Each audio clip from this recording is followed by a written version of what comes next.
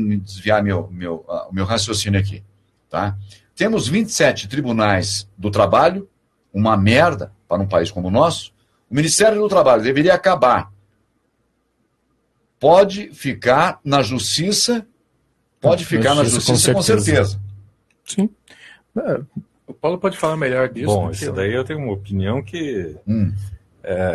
qual que é o nome da pessoa que eu estou respondendo? Luiz Ernesto, que é nosso companheiro aqui da Central TV, ele que faz o comentário político aqui, como também participa comigo aqui, com vários temas aqui na Rota Sul FM. É nosso companheiro. Luiz Ernesto, é o seguinte, veja, isso é simples de ser resolvido. Em primeiro lugar, você tem que extinguir, revogar a CLT e a Justiça do Trabalho. O processo do trabalho tem que ser igual ao do juizado especial que tem hoje. Deve ser um processo de natureza documental e com menos testemunhas. Assim, você resolve praticamente todos os problemas trabalhistas que existem. Vou te dizer mais, que este é o processo trabalhista que existe na Inglaterra, de onde o nosso juizado especial foi copiado. Você consegue resolver isso de forma simples, você consegue resolver isso de forma de baixo custo e sem necessariamente ter que destruir as empresas para pagar as verbas trabalhistas aos reclamantes, que é o que acontece hoje. E com uma maior agilidade também, né? Com muito mais agilidade, com muito mais simplicidade e com muito menos ideologia. Hoje a Justiça do Trabalho, ela cumpre a função específica de, primeiro, pagar salários aos juízes do trabalho. Segundo, pagar salários ao Ministério Público do Trabalho. Terceiro lugar, destruir as empresas. Quarto lugar, pagar as verbas trabalhistas ao empregado. Então essa é a estrutura normativa deles. E eles são ideologicamente totalmente socialistas. Assim, talvez tenha um ou outro que não seja, mas a grande parte deles é de socialistas. Para acabar com isso, você tem que reformar o órgão? Não. Para acabar com isso, você tem que extinguir o órgão. Nós não precisamos de Justiça do Trabalho. Acabando com a Justiça do Trabalho, vai piorar o salário do trabalhador? Não. Provavelmente vai duplicar o salário do trabalhador. Primeiro que você vai diminuir um custo enorme de gente que não é produtiva, que é o juiz do trabalho, o promotor do Ministério Público do Trabalho, e você incorpora aquelas verbas que são entregues ao governo para o salário do trabalhador, então, digamos, o FGTS, INSS, todas aquelas verbas descontadas da folha, integre tudo aquilo no salário do trabalhador, você vai aumentar o salário aí entre 50 e salário, vai ter uma quebra muito menor de empresas e vai fazer com que elas funcionem melhor e provavelmente vão conseguir pagar um salário melhor ao funcionário, que daí vai haver uma disputa pelos melhores funcionários e daí você acaba privilegiando o pagamento pelo topo e não pela base. Consequentemente, o assalariado vai ter um salário muito maior e vai viver muito melhor tanto ele quanto o empregador. Bom, nesse novo país, vocês teriam essa disposição de acabar com essa montoeira de feriados também ou não? Sim, sem dúvida. Não faz nenhum sentido ter feriado. Uma coisa, eu particularmente acho um absurdo isso, eu não vejo sentido, feriado disso, mas para quê? Não, tudo bem que você respeite Nossa Senhora aqui, sim, padroeira lá, você tem todo o direito de respeitar isso, mas sim, sem dúvida, não precisa parar de trabalhar, você para de trabalhar no sábado e no domingo, nos períodos que você não trabalhar, férias, ponto, não faz sentido isso, não faz nenhum sentido. Tá certo que o pessoal gosta bastante dos feriadinhos prolongados e tudo mais. Sabe, bem delicado. Não, mas se você parar para pensar do lado produtivo, é complicado, né? Mas como é que você analisa? É tão complicado, não é? Que tem muitas pessoas que gostam do feriado, sim, não é? Eu teve um colega meu que a semana começou anteontem e terminou hoje. E o cara já estava perguntando quando tem outro feriado. E aí o país como o Luiz Ernesto usou a expressão, também usa aqui, numa merda desgraçada que nós estamos vendo hoje, de desemprego, tem gente passando fome, e assim a gente segue vendo só coisas ruins, tem coisas boas, mas muitas coisas ruins também. Como é que você explica? Você vai aqui numa época de feriado aí que é prolongado, você não o cara reclama aqui que nem dizia um colega meu, ele reclama do dono da vaca, né? Ele reclama do preço do leite, mas vota no dono da vaca. Aí você vê aqui a praça de pedágio, aqui, o movimento nas praias, é uma loucura. Parece que a gente está vivendo num país assim, sabe? Alienação preço total, né? Alienação total. E o preço do nosso pedágio aqui é um negócio absurdo. Hoje eu vi uma gasolina da Petrobras, eu aconselho ninguém, mas não abasteçam nessa porra da esposa Petrobras. A tal da... como é que chama aí essa... Gasolina aditivada? Eu não sei porque eu não tenho mais carro, eu só ando de Uber. Você anda de Uber? Tem uma aí... eu sei que meu filho mostrou para mim, pai, dá uma olhadinha, 5,70 o litro. Nossa, que isso? 5,70. Tipo, nós estamos no ar aqui. Eu estou mudando que aqui. Isso? Você entendeu? É uma gasolina aditivada da tal da dona Petrobras. Então, eu fico pensando, aonde a gente vai parar? Se temos essas dificuldades. Acho que é pódio, não é? Pódio, isso mesmo. A tal da pódio, sabe? Eu não sei se é aditivada mesmo, porque a malandragem nesse meio, que é uma outra quadrilha, uma outra máfia, esses proprietários de postos de gasolina, me desculpe, não são todos, existem as exceções, mas os caras misturam lá folha de chuchu seca com bosta de burro e falam que é gasolina aditivada. Você entendeu? Não, mas não é para você ficar 5,70. Paulo, o carro hoje não é luxo. O carro é necessidade. Necessidade, meu. Sabe? Ainda mais com o transporte público que a gente tem hoje em Curitiba. Né? Um outro caso que eu vi aqui, agora eu vou falar o nome dele porque eu tenho essa liberdade. Major Clempes, que trabalha na assessoria militar do Detran, conheço ele desde a época de aspirante. O Luiz Ernesto conhece ele, porque ele participava muito com a gente na época que o Luiz Ernesto foi diretor superintendente da Rádio Cidade, Estúdio 96, a qual 96 hoje é a Band News, depois que foi vendida por Joel Malucelli, que também está estagnada a rádio, né? Joel Malucelli, o negócio dele é outra coisa, né, rádio? Mas, enfim, ele participava de uma blitz, o senhor com uma escada em cima do carro, Paulo, 9 horas da noite, indo para casa, sujo, cansado, com fome. Um policial lá, um imbecil, um idiota, parou o carro dele, não, eu vou fazer uma notificação, uma multa, porque tem uma luz queimada. Jefferson. Ao invés de auxiliar... Não é mais fácil? Falou, Jefferson, é o seguinte, tem uma luzinha queimada aí, troca isso aí, para evitar aborrecimento, tá? Vai porque o descanso mereceu. Pronto. O cara não sai com uma outra imagem da polícia, com uma outra impressão, não sai satisfeito, fala, puxa... Mas é questão do poder, né? E um governo ansioso para arrecadar. É o poder. Você sabe quanto que arrecada por dia o Detran aqui no Paraná, seu Paulo? É mais de R$1 milhão por dia. Nossa. É mais de 1 milhão. Tô te falando para você.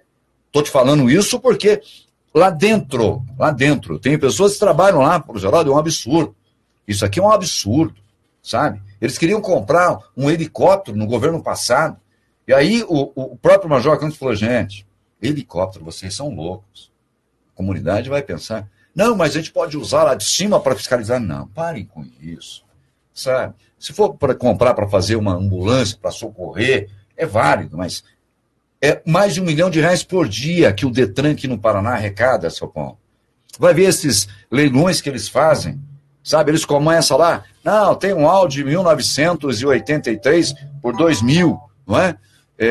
O preço final dele, se o carro está lá e tem uma dívida de 5, eles acabam vendendo o carro por um valor maior e não repassa essa diferença para o proprietário que deveria falar, ó, se você estava devendo 15, eu consegui vender por 20.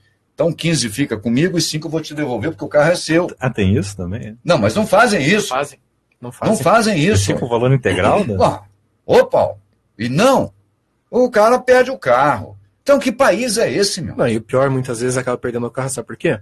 Porque deixou de pagar um documento. Um carimbo, né? O Chico Anísio, ele tinha um programa. Não é do carimbaço lá? Do carimbaço. Eu era pequeno, eu deveria ter uns 7, 8 anos, eu achava aquilo absurdo. Aquela brincadeira, e era realidade, né? Eu fui quando eu completei 18 anos, eu fui ver, o meu pai falou assim, Jefferson, isso aqui é uma loucura, né? A gente tirava sarro daquilo, mas aquilo era tudo verdade. Tudo verdade. Naquela época era tudo carimbo, né? Hoje são selos, são cartórios, né? E ainda pintam uns carimbinhos no cartório. E você tira dinheiro, né? Quem que você não gostaria de ter um cartório? Quer ver, a gente foi fazer uma pesquisa lá para ver quantas taxas, impostos e contribuições o brasileiro paga. brincando, são mais de 82 taxas, contribuições e impostos. Mais do que isso. Tá? Aí você pega assim, ó, a gente fez uma continha bem básica. O salário de um trabalhador normal, vamos supor que seja lá R$ 1.200.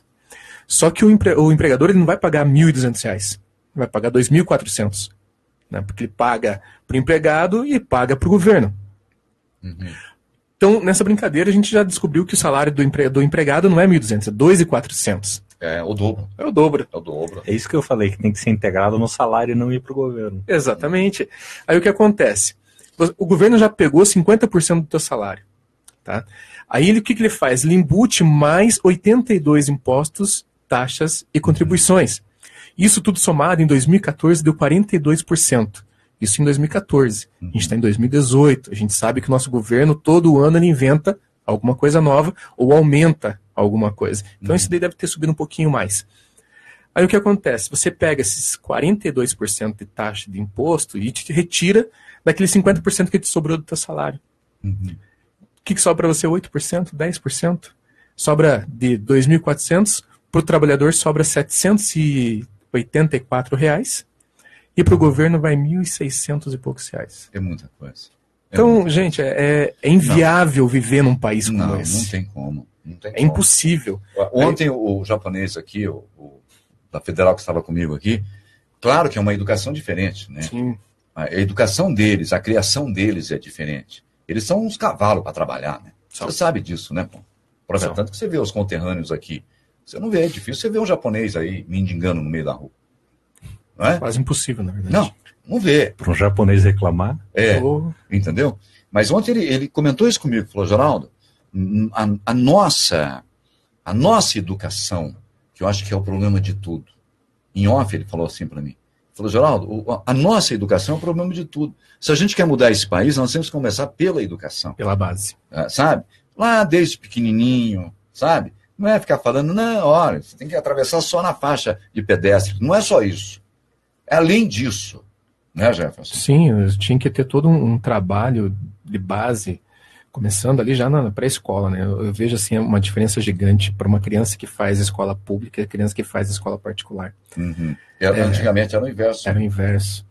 E você vê ali que a criança na escola particular, com 4, 5 anos, ela está aprendendo inglês. Né? E aprende e ninguém reclama. Exatamente. Né? Agora, se você colocar inglês para uma criança de 3, 4 anos dentro da escola, vai ser um inferno, né? Vão vir direitos humanos, direito da criança e tudo mais, e vão impedir que isso aconteça, o que é um absurdo, né? Lá em Santa Catarina, e tem algumas cidades que as crianças aprendem alemão, aprendem polonês, a linguagem dos pais, né? E você sai dessa região, entra no âmbito brasileiro, as crianças mal aprendem a falar português. É isso mesmo. Então, é uma realidade. Como que você vai querer resolver o problema de um país inteiro, aonde é muito fácil você simplesmente pegar a sujeira e colocar para debaixo do tapete, sem querer resolver as coisas regionais? Né? Eu brinco, os governos pessoal, não têm interesse também. Não tem. Veja, você pega lá a região do Nordeste, vamos supor que desde a criação da Constituição, da Federação, a gente colabora para fazer com que haja um desenvolvimento naquela região. E nesse ponto até tem um menino que está hoje em Curitiba, mas é lá do Nordeste, e ele falou assim, Jefferson, o PT fez muito aqui na região Norte. E eu acredito que realmente tenha feito. Só que o que eles fizeram não foi nada além da obrigação. O problema é que os outros governos não fizeram nada. E aí, quando fizeram alguma coisa, não foi para beneficiar a população, porque senão eram para eles estarem muito bem. Né? Você pega a região lá, que recebe 2 vezes mais do que a região sul, e ela continua na mesma. Né? Foi feito um porto, foi feito uma escola, foi feita uma faculdade. Né? Tem regiões lá regiões bem pouco desenvolvidas e que hoje tem uma universidade lá. E quem fez foi o PT. Tá? Quando você vê essa realidade desse pessoal mudando, é diferente. Só que daí você pega o seguinte, vamos pegar lá desde o início da criação da federação. Todo o dinheiro que foi enviado para lá, não era para estar muito bem desenvolvido? Sem dúvida. Né? Mas aqui no Sul não é tão diferente, Jefferson, sabe por quê? Eu estou cansado de ver aí prefeitos aí que inauguram obras inacabadas, está lá a banda da PM, chama Marinho, Exército, Aeronáutica, Cavalaria, e eles ainda usam o discurso, porque eu que fiz isso. Como? O dinheiro não é público, o dinheiro é nosso. Exatamente. Sabe? Não, o dinheiro é público, não, o dinheiro é nosso, não é? É essa inversão de valores, aquilo que você diz. É que os outros governos não fizeram. Sim. Não é? Quando alguém faz com os outros interesses, porque angariar, não é? Eu vou te dar com essa mão aqui, mas... Pegou com a outra. Vou tirar muito mais com a outra. Se você quer rir, faça eu rir também. Não tem o Bop, aquele filme do Bop? Como é que o cara fala lá? Você tem... Faz-me rir que eu te faço rir. É assim, não é? Infelizmente é assim. Mas, o meu amigo Paulo Jefferson, eu quero saber o seguinte, daqui para frente, o que vai acontecer? Bom, falando no movimento O Sul é Meu País. Eu tenho aqui Emanuele Zatera, deve ser Zatera, Anelise Garcia, Jocine Oliveira, a Luz, que nós tivemos aqui em duas partes, aqui em dose homeopática. Transmitimos um pouco, depois houve interrupção, nós voltamos no segundo bloco, não é? No segundo tempo. Tá? Eu quero saber de vocês, como é que está sendo, a partir de agora, o que vai acontecer? Vocês vão se reunir também com o pessoal do Porto Alegre, do Rio Grande do Sul, de Santa Catarina. Sim. Como é que está isso? Eu só posso voltar atrás para responder uma questão que ficou em branco e daí eu retorno para essa. Pode falar. É que você perguntou da questão do Exército, né? Primeiro lugar, que o Jefferson falou, Geraldo, isso nós estamos ainda, um quebra-cabeça. Sim, isso daí eu acho que a gente não tem uma resposta em definitivo, mas as coisas tendem ao seguinte ponto. Primeiro, permitir que a população se arme. Quem quiser ter arma e tal, como no Texas. Certo? Então, se você quiser comprar uma arma... Menos que um maluco lá dentro daquela casa saia, no meio daquela família, entre numa escola e fuzile 5. Você é a favor? Pois, o que acontece é o seguinte, que sem armas a gente tem 8 vezes mais crimes do que nos Estados Unidos com todo o armamento, né? Então, e esse tipo de coisa que acontece nos Estados Unidos ocorre em alguns lugares em específico, né? Com alta taxa de mortalidade, normalmente em grandes centros urbanos. Se você te retirar ali as 8 maiores cidades dos Estados Unidos, você vai ver que o índice de mortalidade que tem lá, além de já ser mais baixo que aqui no Brasil, eu acho que o índice lá nos Estados Unidos anda em torno de 4 homicídios por 100 mil habitantes, alguma coisa assim. No Brasil hoje é de 24, então nós temos uma taxa que é 6 vezes maior que a dos Estados Unidos. E eles têm alguma coisa em torno de 320 milhões de armas, isso é uma suposição, né? No Brasil morreu mais gente no Brasil esse ano do que na Síria. Está em guerra. Então, eu vi na Folha de São Paulo isso. Então quer dizer que... Nós estamos vivendo uma guerra. Em tese, o armamento da população não deve aumentar o número de homicídios, deve diminuir. Até em defesa da família. Exatamente. Em defesa das pessoas. Então a nossa ideia é de, primeiro, permitir o armamento da população. Segundo... É evidente que vai existir alguns critérios. Sim, claro. Sem dúvida. Por isso que até falei a nossa ideia é uma ideia que tem, como tem ali no Texas, nos Estados Unidos, é aquele tipo de entendimento que eles têm lá. Andar armado não significa ser irresponsável, muito pelo contrário. As pessoas que andam armadas tendem a ter muito mais responsabilidade, porque sabem que a pena para uma atitude como essa normalmente é muito alta. Né? Com a simplificação dessa transmissão de armamento e tudo mais, você vai ter mais possibilidade de ter uma polícia que trabalhe para investigar e não para cumprir burocracia, que é o que nós temos hoje. Um dos grandes problemas que a polícia tem é que ela tem que ficar carimbando e ela não pode investigar. E os policiais reclamam muito disso, inclusive. Com a unificação também da polícia militar e da polícia civil, porque não faz sentido você ter uma polícia militar. Falei isso esses dias aqui. E nós teríamos o exército apenas... E que não é difícil essa unificação. Se houvesse um governo disposto, eu vou cuidar do meu estado, eu estou mexendo no meu estado, não quero saber os demais, mas vamos unificar uma polícia só. Você tem que ter uma polícia que seja bem tratada, você tem que ter uma polícia que eles possam ter treinamento. Não, mas você imagina o gasto hoje com uma instituição, polícia civil e polícia militar, com coronéis, com delegados, primeira, segunda, terceira classe, aí uma facção da PM apoia um fulano, a outra facção apoia outro fulano, as próprias polícias não se entendem. Exatamente. Tem uma disputa interna entre elas. Agora, Paulo, eu falo isso por experiência própria, já que se você tocou na unificação das polícias, um pouquinho minha área, porque a minha vida inteira fiz jornalismo policial e recentemente fiz matéria para o 90, do Roberto Assola, e fiz férias aí à noite. Eu sempre gostei de trabalhar à noite, não é? Um policial militar, 2 PMs dentro de uma viatura, prenderam um ladrão de carro, não é? Ele não furtou o carro, ele roubou o carro. Sim. Mediante arma de fogo. Uso de arma e violência. Exatamente. Ameaçou e tomou o carro do cidadão. E foi lá para aquela região do bairro do Boqueirão, a PM, o proprietário comunicou a PM, uma viatura cruzou com ele. Uhum. Isso era pouco mais de 10h30 da noite. Sim. Pouco mais desse horário. Muito bem. A PM apreendeu o carro e prendeu o assaltante. E conduziu para a central, para o CIAC Sul, que até então funcionava anexo ao 8º distrito, no bairro do Portão. Uhum. Não é? Muito bem. Chegando lá, o delegado de plantão daquele dia, no CIAC Sul, falou, olha, vocês vão conduzir, ladrão, ele roubou, então vocês conduzem para furtos e roubos de veículos. Aí o PM botou o preso de novo dentro da viatura e foi lá para Vila Isabel. Uhum. E ficou lá na porta batendo na porta lá. Da furtos, roubos e veículos. Tá fechado. Aí o policial, que lá tem um aquário igual ao nosso aqui, falou, volte amanhã. Já encerramos o expediente. Amanhã, a partir das 9 da manhã, mas o cara tá preso aqui comigo, ele roubou o carro. Flagrante. Não, encaminha para o SIAC. Mas o delegado do SIAC mandou me falar com você. Então, o policial acabou virando um babá de preso, que chegou um momento que o policial falou, sabe o que dá vontade de fazer? Soltar o cara. Solta o cara. O carro está aqui, está recuperado, entregue para o cidadão.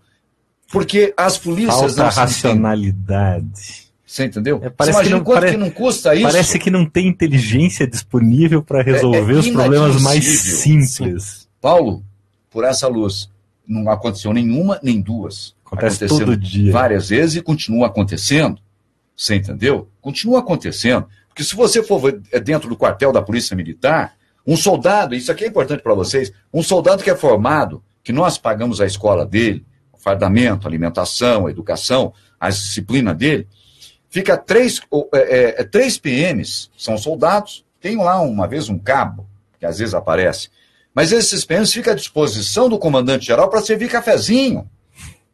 O cara se formou policial e o cara vira garçom, sabe? Alguns órgãos do governo aqui, no centro cívico, além da segurança ser feita pela Polícia Militar, ainda tem uma empresa de segurança que foi contratada para também fazer segurança. Paulo, quando você fala o Sul é meu país, eu a gente pensando... pode privatizar até a polícia, então.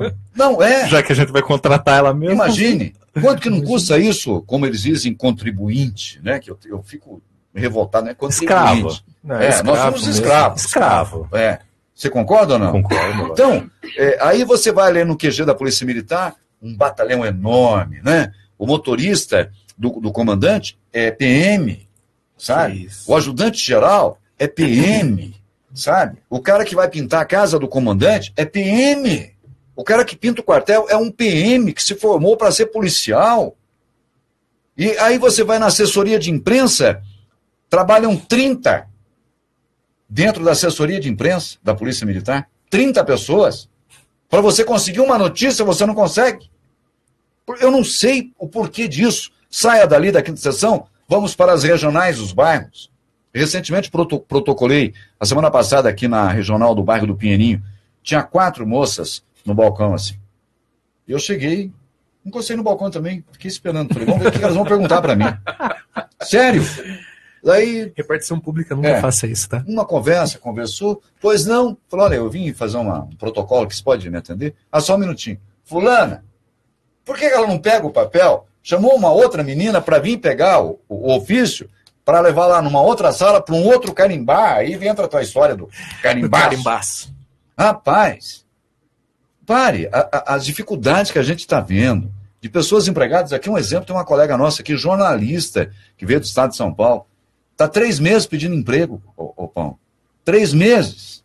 Recém-casada. Mas você se lembra que eu estava falando aqui que a atividade estatal ela diminui a inteligência porque a pessoa fica focada em procedimentos, exatamente isso. E daí o que acontece? Quando você deixa de dar atenção à inteligência, as pessoas não conseguem nem resolver esses problemas mais básicos e simples, que é receber um preso que estava no carro da própria PM. O sistema, ele emburrece. Quanto mais estatal, mais estúpido é o sistema. Por quê? Porque ele engessa as pessoas. Ao engessar as pessoas, elas perdem toda a criatividade, elas perdem inteligência, diminui o QI, por exemplo, da população. Há um emburrecimento com o estatismo, certo? E daí você não consegue dar essas soluções mínimas, essas soluções básicas para resolver os problemas. Coisa simples. Quem produz é a iniciativa privada. Quem produz inteligência é a iniciativa privada. Quem produz cultura, quem produz riqueza é a iniciativa privada. Acreditar no Estado gera um grande problema. E as pessoas não conseguem encontrar mais soluções e preferem não ficar na iniciativa privada e ir para o Estado quando o incentivo é esse, porque lá elas têm um ganho e permite que elas vivam minimamente bem. Então ela vai receber seus 5, 10, 15 mil reais, por que ela vai precisar pensar? Ela vai se acomodar. É absolutamente natural. Isso é do ser humano. E o que acontece? Aquelas pessoas simplesmente deixam de ser socialmente úteis, seja no aspecto intelectual, seja no aspecto financeiro. É isso que acontece, é rigorosamente isso que você está falando. Você tem 4 secretárias para uma dar uma carimbada num papel que não tem utilidade nenhuma. Nenhuma. Vai para a gaveta. Vai para a gaveta. Vai para a gaveta. Poucas vezes que te dão um retorno. Se fosse simpáticos, é aquilo que eu digo. Eu tive uma disciplina diferente. O Jefferson nos procura. Eu tento ajudá-lo. Não consigo, mas primeiro, não se cria uma expectativa falsa para a pessoa, porque eu não quero que criem para mim. Que eu poderia estar no lugar dele. Mas se eu não resolvo, Jefferson, me desculpe, aquilo que eu falei para você. Nós viemos até aqui. Você está vendo que eu não consegui resolver. Eu dou uma resposta para ele. Mas isso nem o poder público nos dá. Não, absolutamente nada. Simplesmente. Ele suga você perde o teu tempo. A coisa mais relevante da vida, eu acho que de um ser humano, é o tempo. Porque é uma coisa que você não recupera jamais. Jamais. Passou. Você tem que passar, hoje, por exemplo, minha mulher e meu filho, nós tivemos que passar por alguns problemas ali, 2 horas na Polícia Federal. Aquilo lá, a gente não vai recuperar nunca mais. Esse é um problema que eu penso que seja fundamental. E não apenas isso, ele faz com que nós nos tornemos simplesmente um burro de carga. Eu estou empurrando essa máquina para fazer com que você se sinta bem, para que você aproveite e goze a vida. Esta que é a ideia básica do Estado. Né? Por isso que ele quer tanto poder, por isso que ele quer tanta burocracia. E que nos atende mal, né? E que nos atende tanto na área municipal, porque ele não precisa atender bem. Ele nunca vai precisar atender bem. Qual é a pressão que ele tem para te atender bem? Nenhuma, zero. Os Correios. Qual é a obrigação que ele tem? Mas então, por isso que eu digo para você. Correios. Não, é uma piada. Mas escute, eu não estou te pedindo um favor. É sua obrigação, como funcionário, me atender. Ou não é assim? Mas é que quando você entra para o Estado te até o Lula aí, esses dias já mudou a história aí que eu aprendi. O Tiradentes foi crucificado, né? Eu aprendi diferente.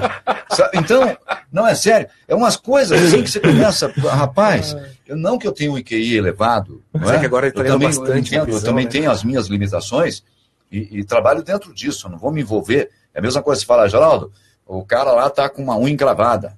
Não, eu sou podólogo. Eu vou amputar o dedão do pé do cara, porque eu não sou podólogo. Pô. Cada um seu, não é verdade?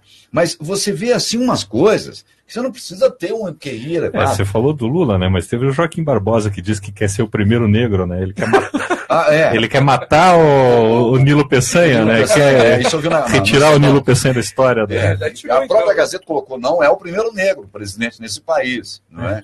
E ele disse que ele vai ser o primeiro.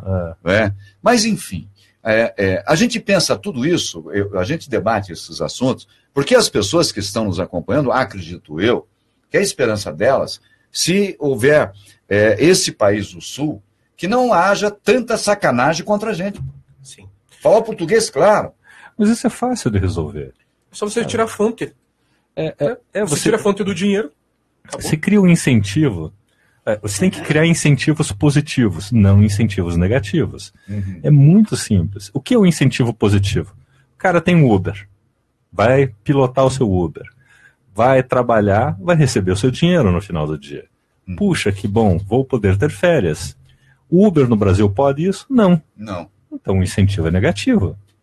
Agora, se ele tem um incentivo positivo, o litro da Petrobras é R$1, que é o preço de custo dela, e não paga 4. Pô, ele deixou de recolher 200, 300 reais por dia, que vai para o bolso dele. Se retira a regulação da prefeitura, são mais R$1,20 por corrida. Ora, esse dinheiro vai para o bolso dele, ele vai poder trabalhar, planejar as férias, ter uma família, pagar a faculdade dos filhos e tudo mais. E ter o que comer. Isto é um incentivo positivo. Aí o que acontece? O rapaz que mora lá nos cantos da cidade não vai precisar traficar para sobreviver. Ele vai ter um incentivo positivo que vai fazer com que diminua o quê? O tráfico de drogas. Ou seja, essa perspectiva de vida melhor. Né? Esse que é o sentido das coisas. Se criarmos incentivos positivos, poderemos construir uma nação. Se criarmos incentivos negativos, construiremos o Brasil. É simples. O Boulos quer, o Guilherme Boulos, acho que é o nome dele, né? Ele quer que tenha casas para todo mundo e não sei o quê. Só que qual que é a forma dele resolver o problema? A forma dele é imposto e invadir residências e propriedades de outras pessoas. E cobrar aluguel. Qual que é a minha forma de resolver o problema? Simplifica a vida do proprietário, permite que ele construa, ele vai pôr a residência à locação, aquela locação vai poder ser disponibilizada para pessoas de baixa renda. Simples, o mercado resolve isso. Agora, se você atrapalha o construtor com regulação, se você atrapalha o proprietário com impostos, você não vai ter propriedades disponíveis para aquelas pessoas que precisam. Horas, não é difícil de entender como o processo econômico funciona. Faça aquilo que é necessário para a população. Se você criar regras e criar impostos, e criar taxas, e criar alvarás, e criar prefeituras, e criar assim subsequentemente, não vai funcionar. É simples. Crie incentivos positivos em todos os locais. Elimine o monopólio da Petrobras, elimine o monopólio dos Correios, outras empresas virão, essas empresas venderão gasolina a R$1 e R$1,50. Você vai ter muito mais possibilidade de enriquecer pagando menos, tendo um custo muito menor. Simples, não há grande dificuldade. Você tem poder de compra, não interessa qual é o teu salário. E quando esse sonho se torna realidade, eu te pergunto? Quando nós conseguirmos ter o nosso discurso difundido, conseguirmos ocupar cargos estatais que não precisam ser muitos, assim, no governo, alguns deputados, alguns vereadores, e nós conseguirmos disseminar essas ideias, certo? Poucas pessoas conseguem fazer grande diferença. Isto está provado na história. O Thomas Clarkson, que é uma figura extremamente relevante e pouco conhecida, foi, junto de outros 6 amigos, fundaram um grupo na Inglaterra em 1840 ou coisa assim, e aquele grupo conseguiu acabar com a escravidão, com a escravatura na Inglaterra e nas colônias, e aquilo se disseminou no mundo, fazendo com que os escravos fossem tratados como pessoas iguais aos demais. Foram 6 ou 7 pessoas que fizeram parte deste movimento contra a escravidão na Inglaterra. Ou seja, poucas pessoas conseguem fazer bastante diferença. É isto que nós estamos tentando implantar aqui. Certo? É a mesma forma de agir, é o mesmo modo de pensar, é uma estratégia que já deu certo no passado, é um modo de pensar que já deu certo no passado, e eu tenho plena convicção que a gente consegue implementar aqui. Meu amigo Paulo, quero agradecer vocês, quero agradecer o Carlos Zatti, o Wagner Benassi, que faz o melhor cachorro quente do sul do país. O Benassi é bom. É bom? Bom. É bom? Então. Pô, você tá falando com um gordinho, cara. Mas eu só como cachorro quente, tomo Coca-Cola, fumo e tô magro, quero engordar, não consigo, pô. é o melhor cachorro-quente do sul do Brasil. Tá? Opa! Wagner, lá na Avenida Kennedy, ali, Isso. não tem um mercado ali? Eu tiro o sarro nesses proprietários, falo, tem um armazém na esquina ali que te chama Extra. Armazém, baita no mercado. É do lado ali. A Anelise Garcia, Jociné Oliveira, a Luz, esse pessoal, porque essa aqui é a segunda etapa, né? Que entraram comigo, tá? Mas, Paulo, eu quero te agradecer. Obrigado. A gente poderia marcar, agradecer o Jefferson também, que foi o primeiro a chegar aqui. Saiu mais longe do que você, chegou primeiro, tá? E não veio de Uber. Tá? Eu estava na Polícia Federal, eu não podia fazer nada. Mas tudo bem, dá uma olhadinha. Você não tá com a tornozeleira? Não, né? Por enquanto não. Não, então tá. Não. Brincadeira. Paulo é companheiraço da gente aqui. Paulo, o que a gente poderia marcar mais para frente aí, para que a gente possa também acrescentar? Gostaria que você já trouxesse na próxima ou nas próximas vezes esse material, esse trabalho que vocês estão fazendo, que eu acho que é bacana, né? Porque tem que ter. E vocês estão buscando uma forma clara. Vamos fazer o seguinte? Eu posso, no próximo programa que a gente fizer, a gente pode trazer algumas camisetas para serem sorteadas aqui. Verdade. Boa ideia. Não, fica a seu critério. Era uma boa ideia. Você comanda o sorteio. Eu só vou intermediar aqui. O Jefferson também pode participar junto com a gente. Eu convidei a... Como chama a moça lá? A Keila, porque ela tinha que levar a filhinha dela... Não, ela ia buscar a filhinha dela na escola, uma coisa assim. Falei, Keila, se você quiser... Pode participar também, porque você está vivendo mais esse movimento e às vezes eu passo batido em algumas perguntas. Você vai me auxiliar, porque você me ajuda ali. Você vai ser como se fosse a produtora da Rota Sul, só que não tem salário, viu? Deixa unificar tudo, né? Quando criar o Sul é o meu país, aí a gente contrata, porque daí a gente vai ter condições. Mas é brincadeira. Mas eu fiz convite para ela, ela falou, Geraldo, eu não posso porque eu tenho que buscar minha filhinha, não é? A baixinha dela na escola. Mas outros integrantes aí que fazem parte do time de vocês, sabe, tem mais um microfone que a gente pode, mais dois aqui a gente pode instalar, para a gente bater papo, para passar essas informações, que é muito importante, porque às vezes as pessoas, tem gente que me chama de sonhador, chama eu de maluco. Quando eu no meu carro, se você vê no meu carro lá... Quando eu falava de Bitcoin, todo mundo dizia isso também. Não, você vê como que foi. Eu falava 3 anos atrás, os caras falavam... Então, 3 anos atrás, não é tempo. Daí os amigos meus vieram me falar assim, puxa, eu achava que você era maluco, você falava de Bitcoin e tal. Pois é. E que tá para acontecer, né? Pode limpar a garganta aqui mesmo, não esquenta a cabeça. Tussa aqui, nós estamos ao vivo. Como diz o Faustão lá, quem sabe faz ao vivo. Quem sabe faz ao vivo.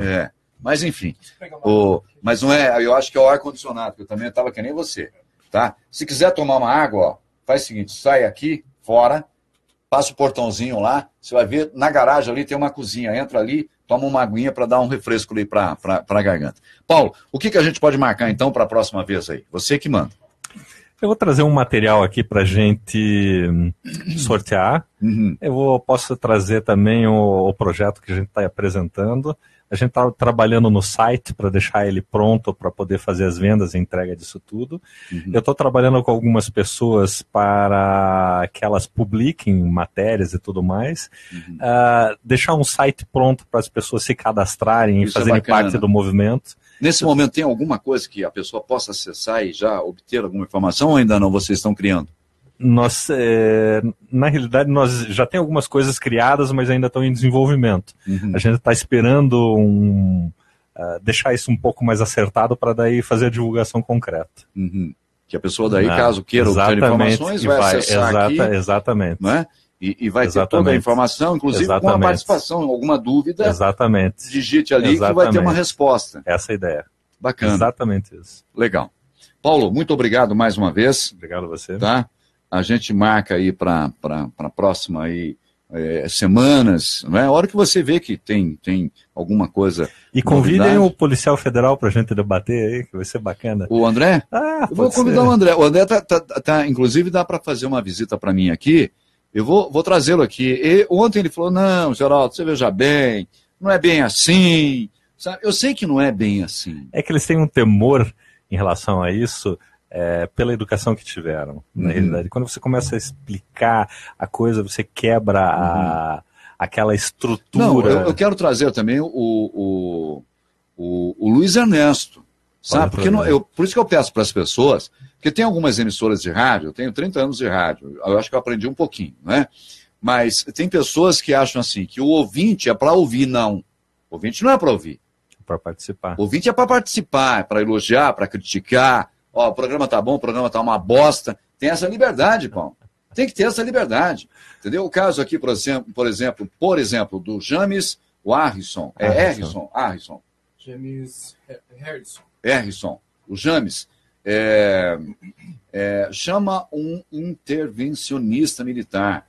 Muito boa a entrevista, muito esclarecedora. Para a gente fazer um debate. Tá? Não, então, o James, por exemplo, está participando. Sabe? Ele tem a liberdade de elogiar, criticar. Eu acho que o papel das pessoas é essa, né? É esse. Sim, sem dúvida. E vocês oferecendo, eu estava comentando o tempo que você saiu, o Jefferson, estava comentando com o Paulo, que vocês estão preparando, inclusive, um canal, né, do Movimento Sul é Meu País, para que as pessoas participem. Olha, Paulo, eu tenho essa dúvida, Jefferson, como é que vai ficar isso? O que pode acontecer? Você entendeu?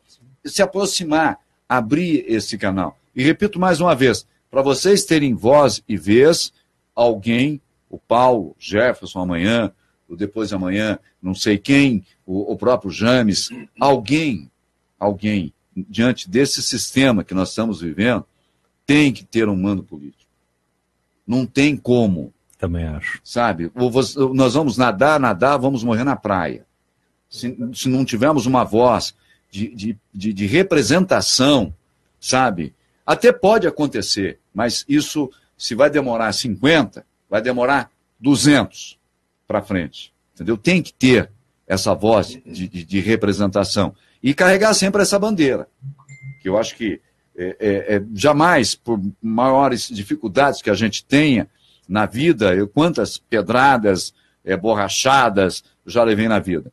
E não desistir nunca. Não é? E tem eu acho que até tem uma música aí, não sei se é do Raul Seixas, Tente Outra Vez, né? Não é? E uma outra também, parece que não é para desistir nunca mais, por maiores dificuldades que todos nós enfrentamos. Amanhã é um novo dia. Um país que nos explora, que nos esfola, que não nos dá uma vida digna, nenhuma, não é? Hoje, a classe que mais precisa dos políticos é a classe pobre, e eles não olham nem para o pobre e muito menos para o rico. Eles pensam neles. Exatamente. Não é? Mas, enfim, gente, muito obrigado. O Jefferson, valeu a tua vinda, tá? Você já sabe o caminho das pedras, só me avisar com antecedência. A gente sempre está aqui batendo papo, interagindo aqui com... Se deixar a gente vir aqui, toma conta. Os nossos ouvintes. Não, mas você me avisa que daí você não quer fazer no próximo feriado, daí eu emendo. Não é assim o brasileiro? Ah, você não quer fazer para mim, porque daí, na vez de começar na quarta, eu volto só na outra segunda. Mas, pô, você já folgou sábado, domingo, segunda e terça? Você quer ainda mais? Quando que é o próximo feriado? Sabe? Não pode, não. Jefferson e Paulo, 20 anos na Rádio Cidade, está aí o Luiz Ernesto. Eu nunca voltei. As minhas férias nunca foi de 30 dias, porque eu sempre fui muito... Trabalhador. Não é questão só de trabalhador. Eu sempre gostei de trabalhar sábado, domingo, feriado, manhã, tarde, noite, madrugada. Nunca me matou por isso, né? Mas eu sou muito imperativo, não? Como é que fala? Obsessivo? Não. Tem um termo que usa, sabe? Que você é elétrico. Eu não consigo ficar um mês de férias. Não pego, sabe? Uma semaninha talvez até dê, sabe? Começo na segunda para terminar no domingo à noite, para na segunda-feira você começar a trabalhar. Entendeu? Não que a pessoa não tenha esse direito do descanso. Claro que tem que ter. Fim de semana, descansa. Tem que ter o seu momento. Tem que ter o seu momento com a família, com os filhos, com a esposa. Eu não sou contra. Mas um país que atravessa uma situação, não é tão dramática em termos de desemprego que nós temos aí, porque esse Instituto Brasileiro de Geografia e Estatística, esse IBGE, é um instituto mentiroso, sabe? Mentiroso. Nunca fui pesquisado por esse instituto, eles jogam um número, eu tenho certeza que são mais de 15 milhões de pessoas, talvez até mais que isso, de desempregados nesse país, não é? A gente vê aqui o exemplo aqui. Sim, a metodologia deles está errada. Não, mas toda a vida, não é? É que a metodologia deles não é de desempregado, né? É o não ocupante. É outra coisa. Não, é outra coisa. Então a metodologia é totalmente equivocada. Assim. Eles fizeram, na realidade, isso é uma construção dos petistas, para dizer que o número de desempregados era baixo. E daí eles alteraram a metodologia da pesquisa e incluíram, agora eu não me lembro especificamente, mas era uma quantidade de pessoas que está procurando emprego num determinado período de tempo, que eu acho que é 30, 60 dias, uma coisa assim. Não me lembro especificamente. Você está recebendo o seguro-desemprego, já não é mais desempregado. Que isso. Pelo amor de Deus. Mas, gente, muito obrigado mais uma vez. Paulo, a todos vocês que participaram, o James colocou aqui, viciado em trabalho. Mas trabalhando desse jeito, ô James, já o tal do Itaú fica me ligando em dose homeopática, a cada 15 minutos liga para mim, e eu não sou um cara que gasto, não. Eu só, hoje que eu tô assim, porque é sexta-feira, né? Eu boto um bonezinho, uma camiseta, um tênis e tal. Mas durante a semana, velho, ralando, depois eu venho para cá, tá? Fico aqui até 8h30, às vezes até as 9, daí dependendo da equipe técnica, e cansei de sair daqui por plantão ainda na noite, na madrugada. Você entendeu? E mesmo assim, farta porque só para vocês terem uma ideia que eu pago de imposto aqui, cada R$1.000 que entra aqui em publicidade, um exemplo, 400 fica no caminho. Sabia disso? Cada R$1.000 que entra aqui em publicidade... 40%. É um dos ramos que tem o maior número de impostos, né? Não tem como. Agora veja se a luz não é cara. Nossa. Queimou um canal aqui esses dias da mesa aqui, pergunta para o Roberto Ascioli. Isso aqui que você tira, né? Cada um é um bloquinho aqui, é um sistema aqui. Isso aqui custa R$1.800 cada uma. Cada uma dessa daqui, ó. Soma quantas tem. Por isso que eu deixo um pouco aqui desligada para... Né? Queimar menos. Para queimar menos. Nós estamos assim. Paulão, muito obrigado. Obrigado. Um abraço a todos. Ô James, valeu, James, pela sua participação. Em nome do James, todos que participaram comigo aqui, estiveram comigo. Meu amigo lá em Santa Catarina, que é o meu amigo Carlos Alberto, que foi o primeiro a entrar, ele sempre está comigo aqui. A Luz, a Annelise, o Carlos, enfim, essa turma toda. O programa aqui, que teve a participação desse movimento O Sul é Meu País, que participou comigo ao vivo aqui, o Paulo e também o Jefferson, tá? Ele vai ficar, eu acredito que fique 2 dias ainda no Facebook da Rota Sul. Aquele sumiu mesmo, eu não tenho como recuperar. Certo. Tá? Mas depois eu vou conversar aqui com o Jefferson, que é um QI elevado em termos de informática, né? Ele vai me dar uma orientação aqui, depois eu vou cruzar com o nosso engenheiro aqui, o Rodrigo, para que a gente possa, se vocês tiverem interesse, absorver alguma coisa, aquilo que é de interesse, sabe, vocês utilizarem aí, tem total liberdade. Tá bom. Tá obrigado. Bom? Ótimo, obrigado. Gente, para vocês, eu estou encerrando também um pouquinho mais cedo.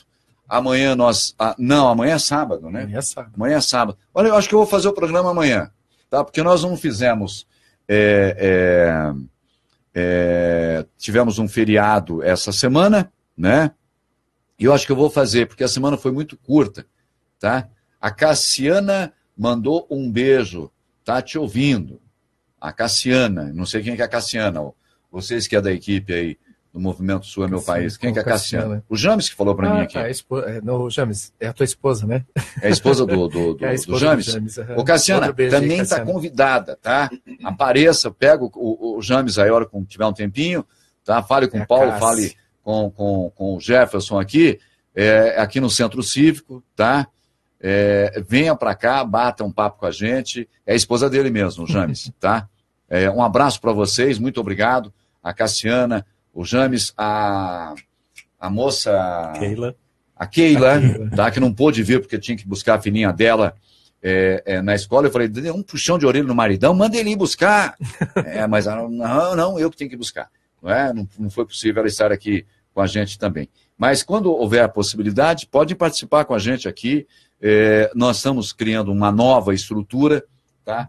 Hoje eu pequei também porque eu não transferi o telefone lá de cima, porque eu quero ver se eu jogo também o telefone aqui no ar. Para a gente ter participação dos ouvintes. Ligando também. Bacana. Eu acho que isso é bacana, isso valoriza até, não é? E as pessoas, porque não adianta só ficar escrevendo para mim ali no tal do Facebook. As pessoas também têm que falar ao vivo aqui, elogiar, criticar, como sempre eu digo, tá? Mas a gente está se preparando aí. apesar de 10 anos que nós estamos no ar aqui com a Rota Sul FM, mas todo dia aparece uma coisa diferente. A mesa aqui era desse tamanhinho, mas aí tem uns malucos falando, não, tem uma mesa bonita, digital, mas custa caro, vamos fazer. E a gente está, aos pouquinhos, a gente vai fazendo, né? Vai montando, mesmo. Daqui a pouquinho a gente chega lá. Pessoal, uma ótima noite, bons sonhos, bom sono, tá? Ótima sexta-feira, bom fim de semana, tá? Dependendo amanhã do astral da turma aqui, eu vou falar com a direção, de repente amanhã à noite nós estaremos aqui para bater papo, tá? Para passar muitas notícias, muitas informações. Sabadão, vamos fazer o sabadão dos anos. Você gosta de música antiga, Paulo? Gosto. Eu gosto de música boa. Pode ser nova, pode ser antiga. O que quando você fala música boa, o que é, por exemplo? Um pouquinho Vinícius? Vinícius. Taiguara não é da tua época, né? Eu sou da parte do Jimi Hendrix, do Led Zeppelin, mas eu escuto música popular de vez em quando. Mas você, uma música popular brasileira, me dê uma. Me dê uma. É que o... Vamos ver, que país é esse de Renato Russo? Que país é esse? Pô, claro, que coisa melhor que isso. Geração Coca-Cola? Eu vou fazer o seguinte, eu acho que uma música que dá direitinho aqui para... Vossa Excelência, isso também é bom. Já ouviu essa música ou não? Já. Já? Quer ver?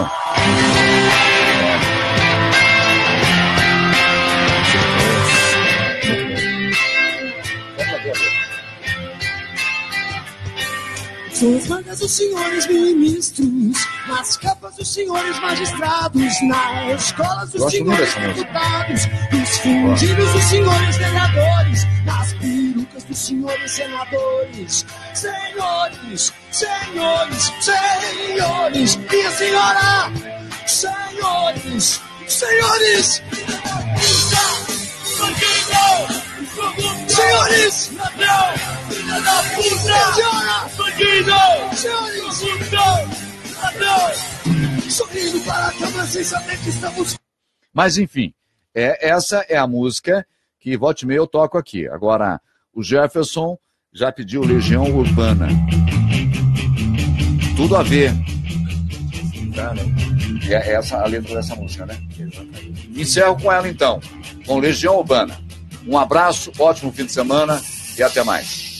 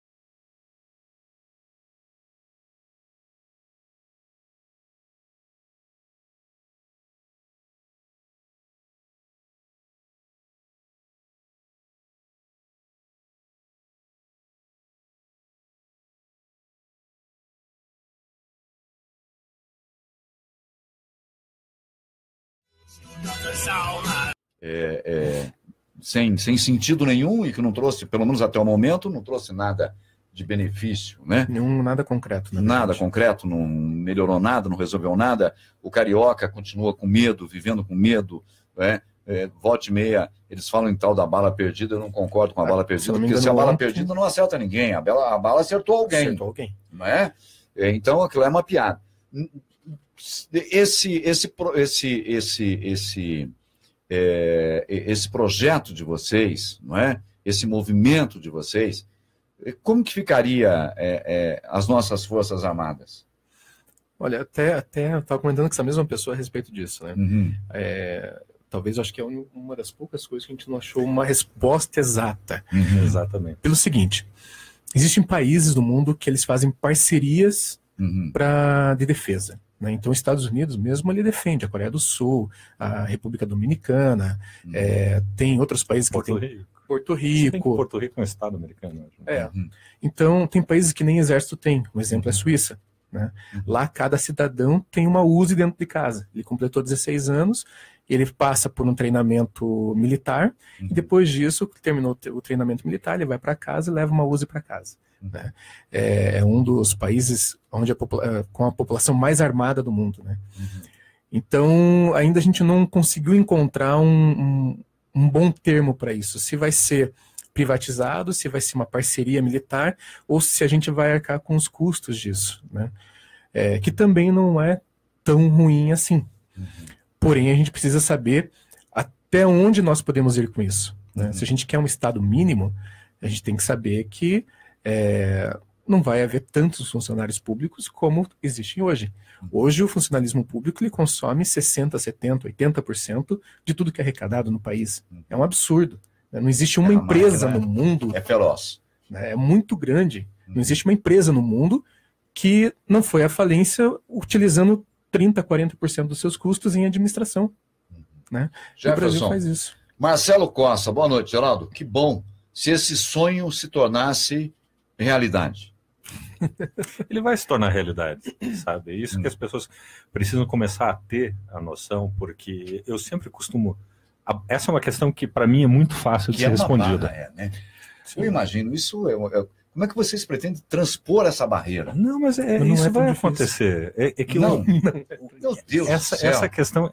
Vocês são otimistas, ou eu estou sendo, sabe, pessimista, porque só de pensar me dá arrepio, pensando, meu Deus do céu. Vai acontecer. Como é que vai enfrentar essa quadrilha que está nesse país, comandando esse país hoje? Essa resistência talvez seja o grande problema, mas você precisa anotar o seguinte, em primeiro lugar, isto é ciclotimia, há um ciclo. Houve o ciclo do Estado, ele começou lá por 1750, teve seu auge em 1940 e desde então está em decadência. E a decadência em relação ao Estado está muito rápida e vai se acentuar. Está se diluindo. Muito rápido. Então, por exemplo, em 1900 havia 10 países na Europa, hoje existem 50, 60. E isso tem se acentuado. Os movimentos separatistas na Europa hoje são em torno de 25 a 30, aproximadamente. Então, nós estamos vivendo uma tendência de fragmentação dos Estados. Isto vai se acentuar nesse século XXI, não tenha dúvida. A questão é quando o Brasil vai passar por esse período novamente. O individualismo está aumentando, a autonomia das pessoas está aumentando, não existe razão para permanecer submetida a um Estado medieval, que é o que nós temos hoje no Brasil, não faz nenhum sentido. Estado de coerção. Certo? O que acontece? Nós temos que seguir os incentivos que fazem bem às pessoas. E esses incentivos vão no sentido da autonomia. E toda a tecnologia que vem se desenvolvendo também. Você tem o Airbnb, por exemplo, se você quiser alugar um quarto. Você tem o Uber, o Cabify, se você quiser alugar um automóvel. Você tem as centrais de notícia hoje, o Facebook e outras, que são muito mais relevantes que os meios de comunicação usuais. Você tem os métodos privados de certificação digital, que resolvem todos aqueles problemas que o Estado cria para você no âmbito da transmissão de bens e tudo mais. Então, nós estamos num estágio em que não há mais sentido, certo? Você ter métodos estatais de resolução de demanda. Você tem a arbitragem e a mediação, que são muito melhores que os tribunais estatais. Uhum. Então, por que a gente vai continuar gastando muito para ter um serviço ineficiente? Se eu posso gastar 1/4 e ter um serviço muito melhor. Essa que é a questão. O Estado do Paraná, até por forças políticas, é uma coisa que eu sempre fui contra. E está aqui do nosso lado. Se você tropeçar, você cai hoje aqui em Pinhais, e com um ex-presidente que passou pela Assembleia, ele acabou emancipando vários municípios. Uhum. Não pensando nas pessoas, pensando na política, nos interesses políticos. Sim, né? Sem dúvida, com certeza. Por que não poderia ser só Pinhais ou só Piraquara? Por que tem que ser Pinhais, depois vem Piraquara? Por que 2 municípios? Por que 2 câmaras municipais? Sim. Você entendeu? Por que 2 comarcas? Não é? Que eu vejo aqui, Campo Largo, tem algumas regiões ali que são ligadas ao município. Foi o Aníbal Cury que fez isso daí para ganhar mais votos nas eleições dele. Né? Isso daí lá, logo depois da Constituição de 88. Exatamente. Sabe, num movimento desse, o Sul é meu país, eliminar, sabe, até se pode manter mas por que dividir em 2? Mas a ideia nesse sentido é o seguinte... Tem cura para isso? Tem sim. Só que isso daí é uma decisão dentro da nossa visão, quem tem que decidir isso é a população. Então a gente colocou da seguinte forma, é um projeto, óbvio, né? Dentro da cidade, se o munícipe quiser decidir entre ter uma assembleia, ele vai ter lá o seu prefeito, seus vereadores e tudo mais. Ou então ele pode, de repente, optar por ter administradores, gestores públicos dentro da cidade. Uma pessoa que ele pode contratar quando ele quiser e demitir quando ele quiser. Né? Então, seria pessoas especializadas, estudadas, com capacidade para gerir aquela cidade. E quando ele não estiver fazendo aquilo, pode ser demitido a qualquer momento. Ele, secretário e quem mais lhe queira. Tem 2 pessoas aqui, uma delas eu vou registrar, por questão até de não levar um pito depois, que é meu companheiro aqui, não é? Foi diretor da Rádio Cidade. Primeiro, o Carlos Zatti. Voltamos ao ar, porque tem um período de transmissão, não é? Eu tenho uma sustentação e parece que de 2 horas. Depois entendi. Eles interrompem, eu tenho que iniciar e voltar para uma nova transmissão. Até esses dias não tinha. Mexeram aí, não sei se eles... Acho que não estão querendo mais eu aqui. Tá? Mas só para registrar aqui a participação do Carlos Zatti, não é? O Sul é meu país. O Luiz Ernesto, não é?